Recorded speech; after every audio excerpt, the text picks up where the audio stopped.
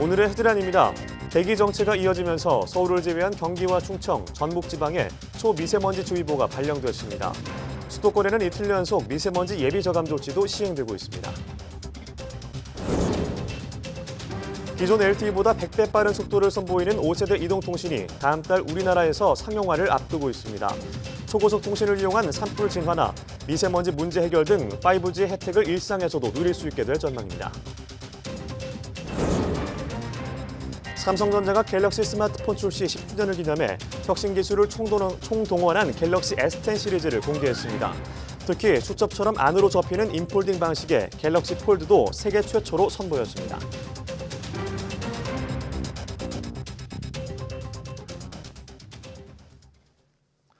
여러분 안녕하십니까? 2월 21일 목요일 사이언스 투데이입니다. 중국발 스모그가 유입되면서 서울을 제외한 전국 곳곳에 초미세먼지 주의보가 발효 중입니다. 오늘은 어제보다 공기질이 더 악화하겠고 이틀 정도는 더 이어질 전망입니다. 정혜윤 기자의 보도입니다. 희뿌연 먼지 구름이 서해를 지나 한반도까지 길게 이어져 있습니다. 중국발 스모그가 서풍을 타고 유입되고 있는 겁니다. 우리나라 중서부와 호남 지방에도 하얀 먼지층이 형성됐습니다. 실제로 오후 한때 호흡기에 치명적인 초미세먼지 농도가 크게 치솟았습니다.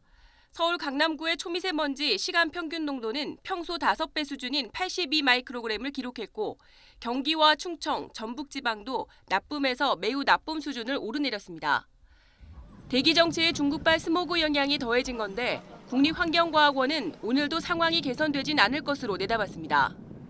이 같은 초미세먼지의 공습은 앞으로 이틀 정도 더 이어질 전망인데 상황은 갈수록 악화할 가능성이 큽니다.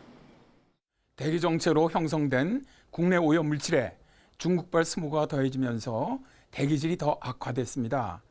금요일까지는 대기 정체로 초미세먼지 농도가 점점 짙어질 가능성이 큽니다. 주말부터 강한 동풍이 불면서 미세먼지는 해소될 것으로 보입니다. 하지만 이후에도 고온 현상이 이어질 것으로 보여 바람 방향만 맞는다면 미세먼지는 가장 큰 고민거리가 될 것으로 우려됩니다. YTN 정혜윤입니다. 어제에 이어서 오늘도 수도권 전 지역에 고농도 미세먼지 예비 저감 조치가 시행됐습니다. 환경부는 오늘과 내일 이틀 연속으로 수도권 초미세먼지 평균 농도가 세제곱미터에 50 마이크로그램을 넘을 것으로 예보됨에 따라 고농도 미세먼지 예비 저감 조치를 시행한다고 밝혔습니다. 적용 시간은 오늘 오전 6시부터 오후 9시까지이며 대상은 수도권 3개 시도 전 지역으로 그동안 제외됐던 연천, 가평, 양평, 경기도 3개 군도 포함됐습니다. 이에 따라 해당 지역의 행정기관과 공공기관 임직원 52만여 명은 차량 이부제가 적용돼 차량 번호 끝자리가 홀수인 차량만 운행할 수 있습니다.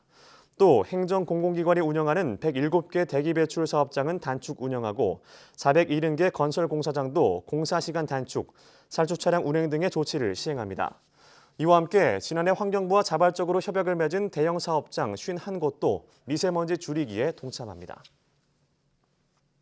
중국에서 대기로 배출된 수은이 우리 서남해로 유입돼 해저 퇴적층에 쌓인다는 연구 결과가 나왔습니다.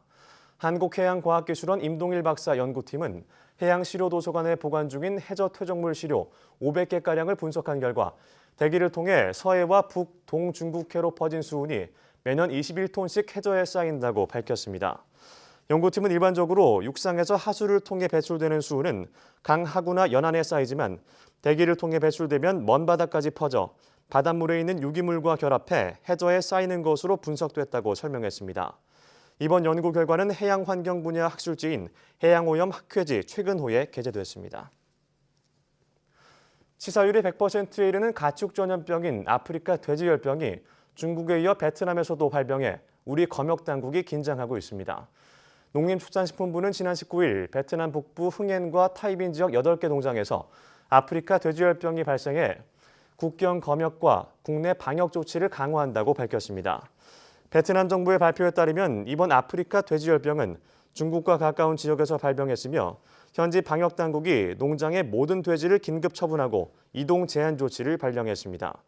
농식품부는 지난 15일 대만 정부가 베트남산 돼지고기 제품에서 아프리카 돼지열병 바이러스 유전자를 확인했다고 발표한 직후부터 베트남에 대한 국경 검역을 강화해왔다고 설명했습니다. 농식품부는 여행객의 휴대 축산물 반입을 차단하기 위해 홍보와 검색을 강화하고 모든 축산농가에 중국과 베트남 등 아프리카 돼지열병 발생 국가 방문을 자제해달라고 요청했습니다. 우리나라는 다음 달 5세대 이동통신 5G 상용화에 들어가게 됩니다.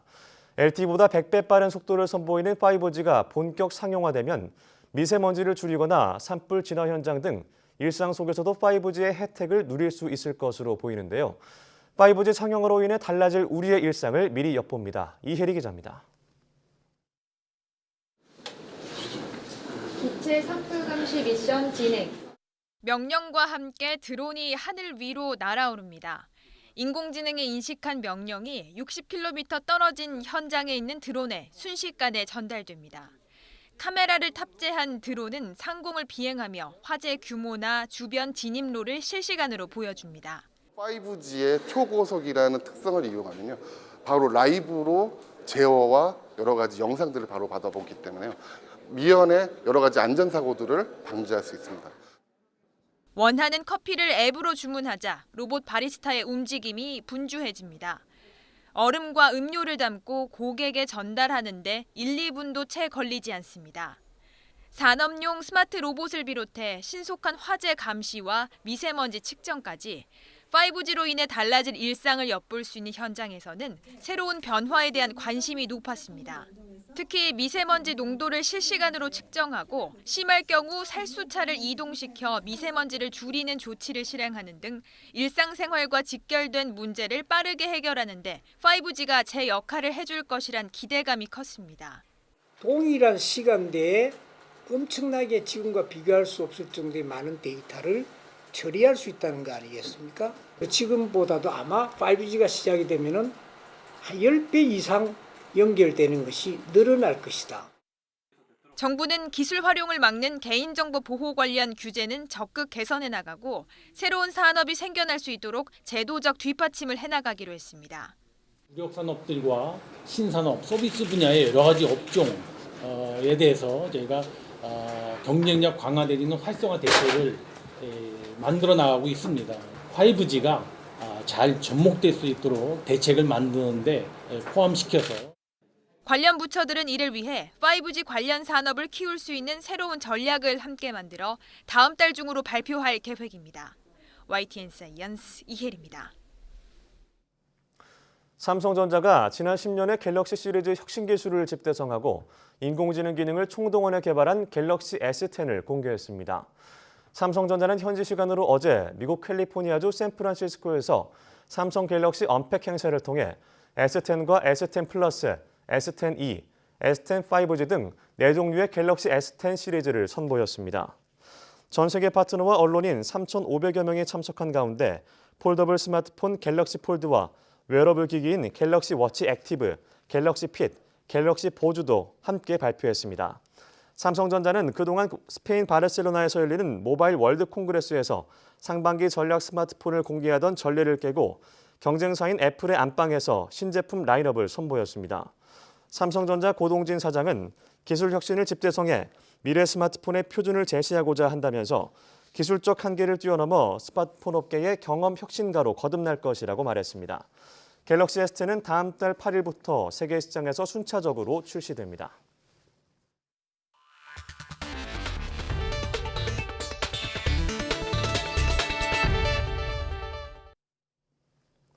아직 추위가 이어지고 있지만 남녘에서는 나무 심기가 시작됐습니다. 산림청은 올해 서울 남산 면적의 74배에 달하는 2만 1,000헥타르에 5천만 그루의 나무를 심고 숲속의 한반도 만들기에 앞장서기로 했습니다. 이정우 기자입니다. 대전 대덕 산업단지 주변에 미세먼지 차단 숲이 조성됩니다. 오래된 산업단지 주변에 숲을 만들어 미세먼지와 열섬 현상을 줄이기 위해서입니다. 이처럼 미세먼지로 인한 국민의 고통을 덜기 위해 미세먼지 차단숲 60헥타르가 전국에 시범 조성됩니다. 또 미세먼지를 줄이기 위한 숲 4,000헥타르도 새로 확충됩니다. 상록수고 인면적 지수가 높고 단위밀적당 기공이 많은 그런 나무들을 생활권 주변에 식재해서 미세먼지를 저감하는 사업입니다.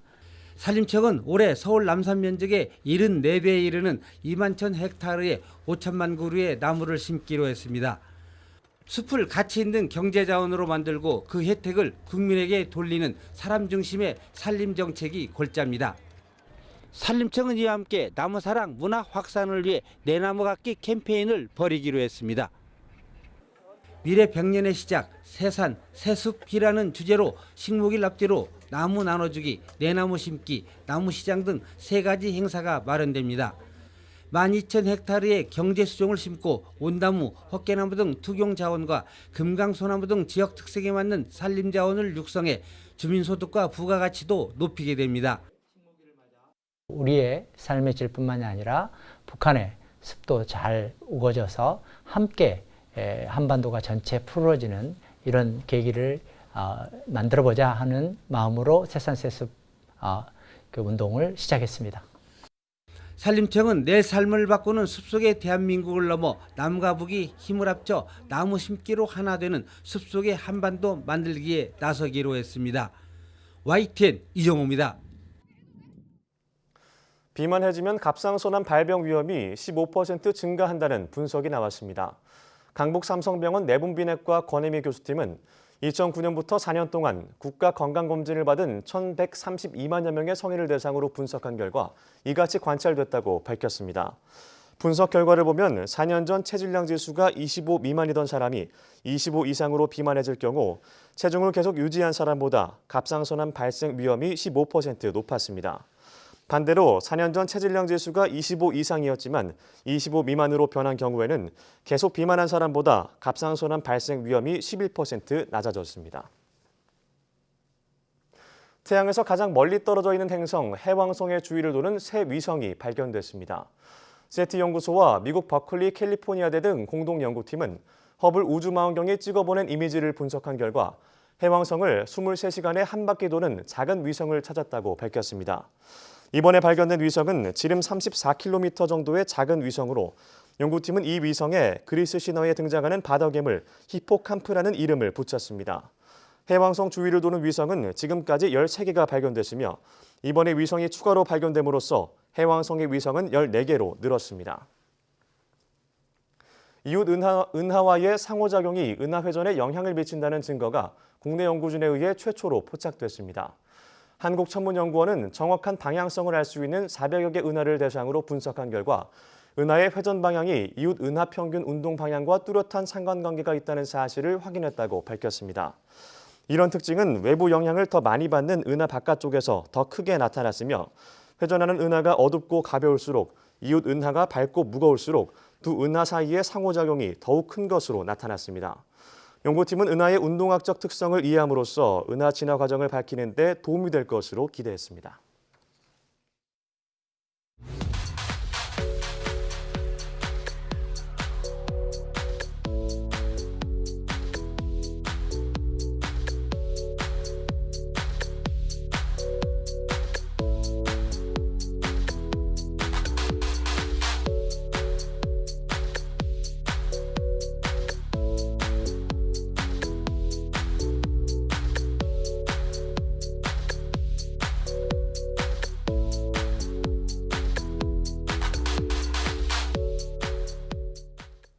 지구온난화로 일부 야생동물들이 터전을 잃고 멸종 위기에 놓여 있는데요.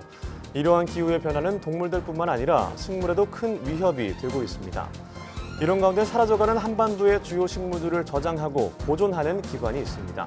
오늘 오네시 사이언스 투데이 주민피플 시간에는 멸종위기 식물을 보존하는 시드볼트 강기호 부장을 만나보겠습니다. 오후도 많은 시청 바랍니다. 함께해 주신 여러분 고맙습니다.